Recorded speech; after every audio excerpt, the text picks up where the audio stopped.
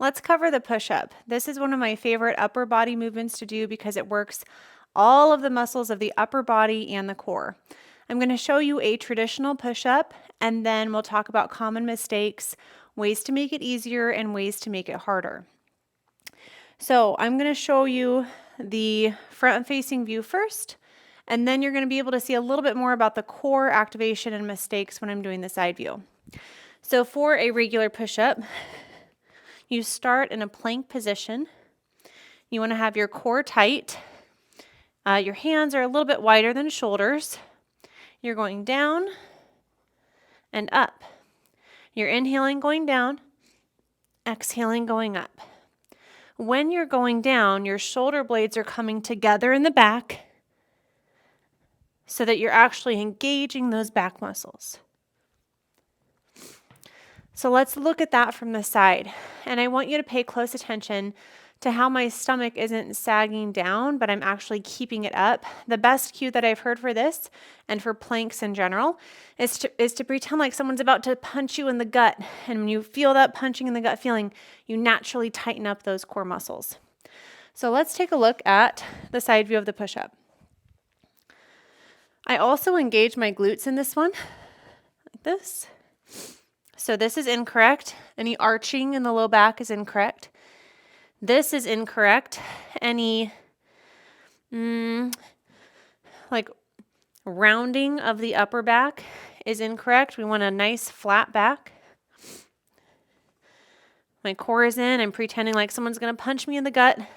I'm going down. My shoulder blades come together and I push up. Coming down, push up. Inhale, exhale. Okay, let's talk about ways to make the push-up easier. The more vertical you are, the easier your push-up is going to be. The first modification I suggest is a wall push-up. So you're going to stand against the wall. I hope you can see me, just like this. And you're going down and up. Now notice when I'm going down, I don't know if you can see my back muscle. I'm going to show you right here. When you're going down, I'm using a wider grip than what I normally would. Notice my shoulder blades aren't going together right here very much compared to this. You can really see that shoulder blade retraction coming together. So that's what we want to see, using those shoulder blade muscles, not this. When you don't have any shoulder blade retraction, you're really relying a lot just on the front chest muscles, not engaging the back like we want to, like that. So really think about squeezing the shoulder blades together, using your back and your front muscles for the push-up. Once you've mastered the wall, you can do 16 or so, depending on your level of experience. We want to progress. So 8 to 12 reps is that sweet spot for intermediate lifters, and that might take you down to the bench. So this one, we're a little bit less vertical, a little bit more horizontal. That's going to be harder. We're working against gravity more, just like that. You could do a knee push-up. I'll show you both front and side view for the knee push-ups. With your feet down, it's going to be easier. With your feet lifted, it's going to be harder. I'll show you the side view here. So when you're doing knee push-ups, you still want to be in a modified plank position. You do not want to be here in a box position, bobbing for apples. I call this bobbing for apples. That's not what we want. That's not going to engage as many muscles as we can.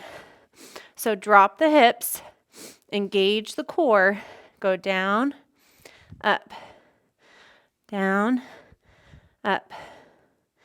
Inhale, exhale.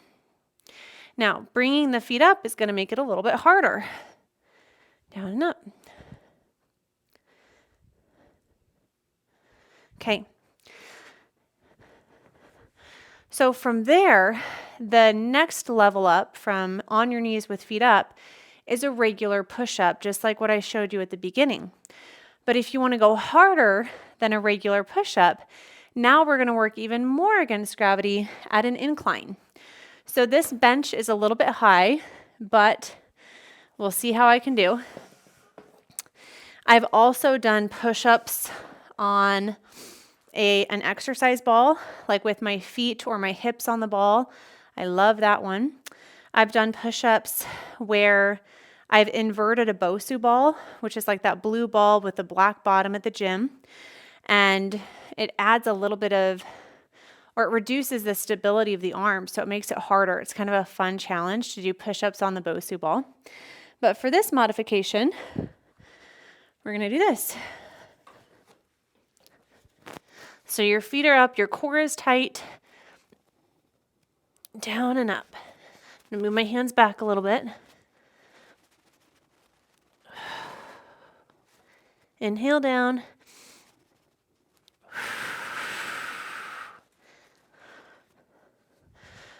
All right, another way that you can make push-ups harder is by changing your hand positions.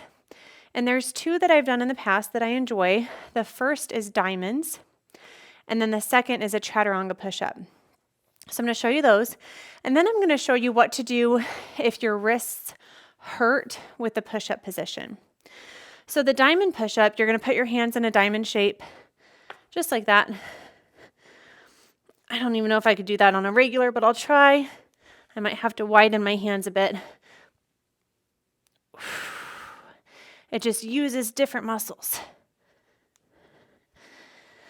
So I can usually do a triangle on my knees with them together. Just kind of a fun modification.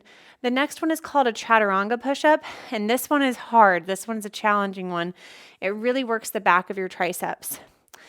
So I'm going to show you on my knees first. Your hands are a little bit more narrow, like right under your shoulders. And instead of your arms going out like a normal push-up, your elbows actually stick close to your sides like this. Down, up. I'll show you the side view too. Down, up. You don't want to forget about your core here, so keep that core engaged. Down. You're really targeting the tricep with this one. So if we're doing a regular chaturanga push-up, it's down, up. Whew. All right. What if your wrists hurt, right? So one of my favorite modifications there is to get dumbbells and do push-ups on the dumbbells. That's going to reduce the amount of wrist extension that you have to do. Wrist extension is when it goes back like that, and sometimes all that pressure through the carpal tunnel can cause some pain. So if you have the weights under here, or your hands on your weights, and you go down and up, you're not going to have as much wrist action going on. So that might be a helpful modification for you. I hope you give the push-up a try. Start with the easy modifications and progress your way, but it is one of the most effective arm workouts that you can do. If you have any questions on push-ups, just let me know.